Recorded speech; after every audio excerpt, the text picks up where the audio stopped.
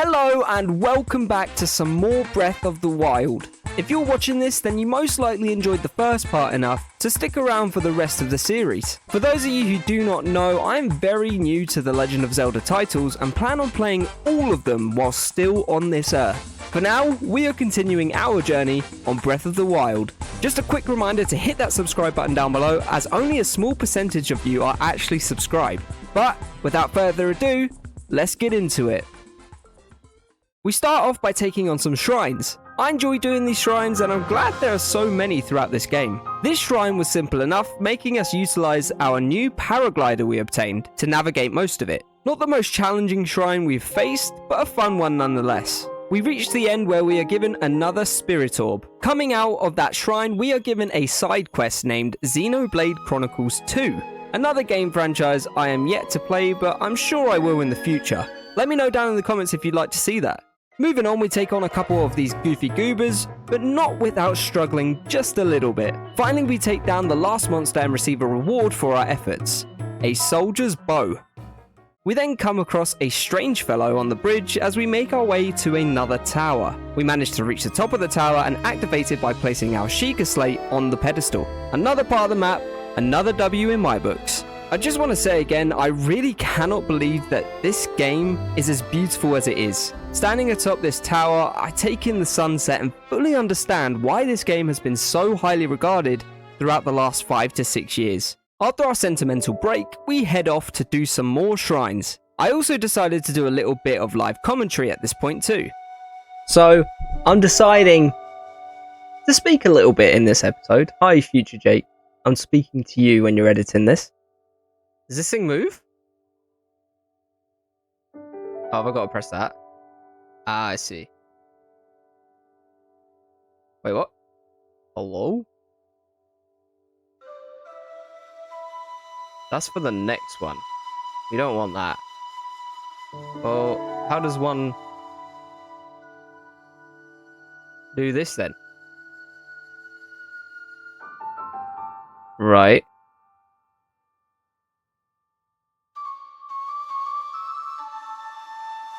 Oh, okay. Oh, hello. I did not see that.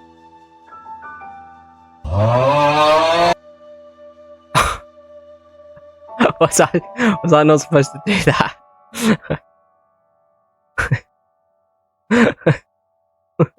Whoa, what was I supposed to do?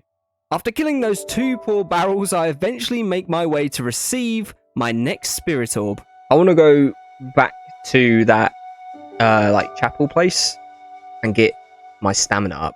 That's really agging me how like slow we are. Before we head back, we decide to do a bit more exploring. First, we climb this rather large ladder to obtain a rusty sword. At this point, I'm not too sure how important / useful these weapons can be, so that will have to be something Future Jakey can deal with.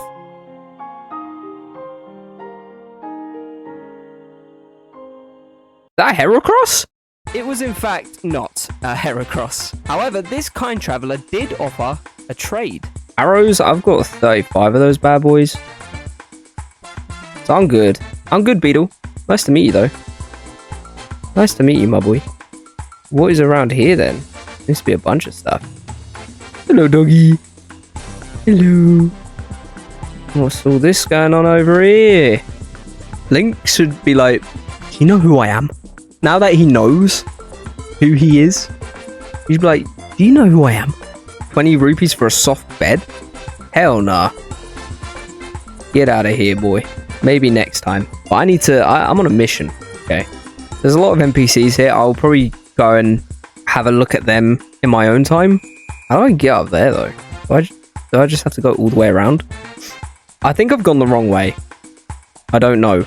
We are yet to face, like, a big boss battle, which I am very much looking forward to. It's going to be fun. Perhaps I may be eating my words in the future, as some of the boss fights in this game are quite difficult, so I've heard. Hey!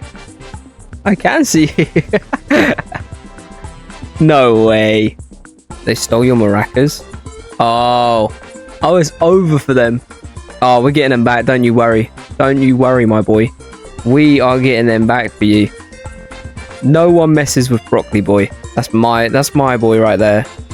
Oh my goodness! There's so many! Link, get up! Oh my god. Wait, hold on. Hold on. Hold on. Let me try this out. Stop it!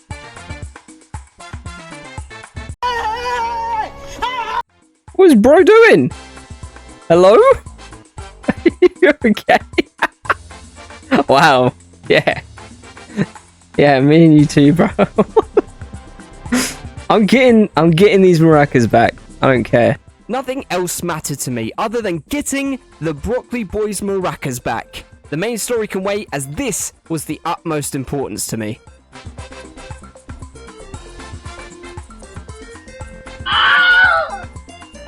Oh, he's dead.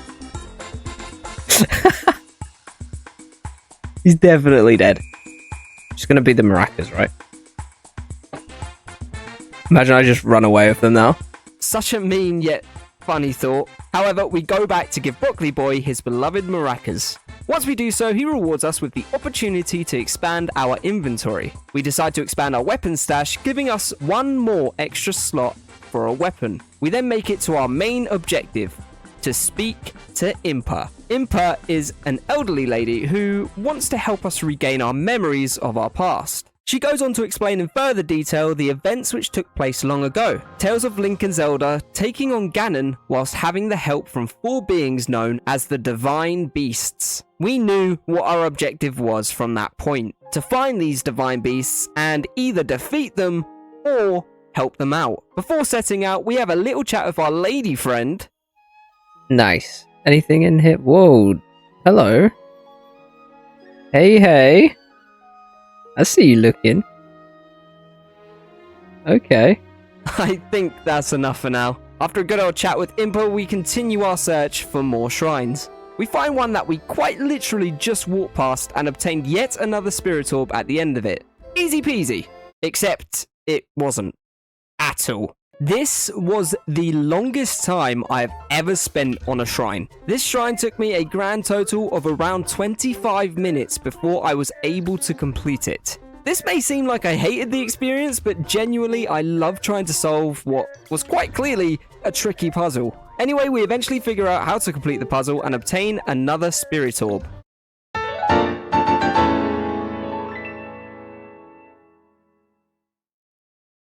We then make our way towards an unknown part of the map, Fort Hateno. Hatino? You get what I mean. We come across a random shack in the woods and decide to have a little kip before heading back off. After a good little sleep, we... Who the f*** is that guy? Well, this is Calip. Apparently, this is his shack. However, I don't remember seeing him as we came through the door. Was he watching us sleep? Is this guy the biggest creep in the game? Who knows? All I know is, I need to get the hell out of this shack. Venturing out of Fort Hatano, we come across a couple of monsters, one of which we have never seen up to this point.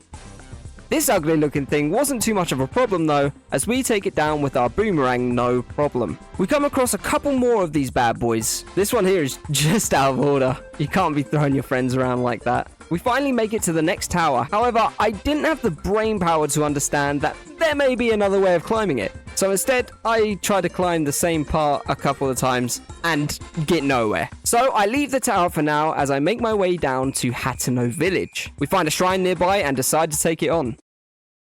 Remember how I said the last shrine gave me problems? Yeah, that wasn't the only one. It took countless attempts to try and get this ball into the right position. I even tried to jump across to the platform multiple times before eventually giving up. This shrine took me around 25 minutes also, but again, I was having fun. We make it to the end of the shrine and get yet another spirit orb as a reward for our efforts. But then...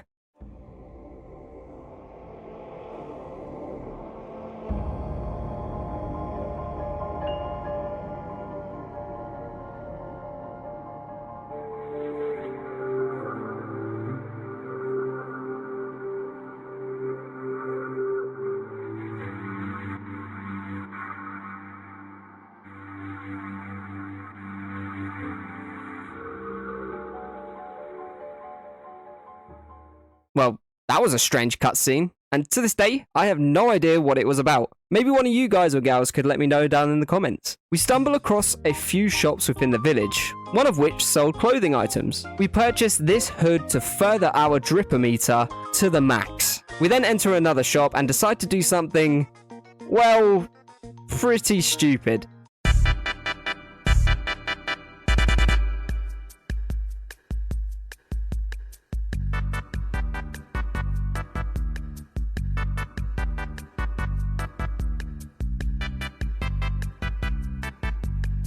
What the hell? Oh my God, no way. Whoa, whoa. Eventually, we make our way back to the Temple of Time and get our stamina up. We see a strange dragon-looking thing though, but that wasn't going to stop us from increasing our stamina.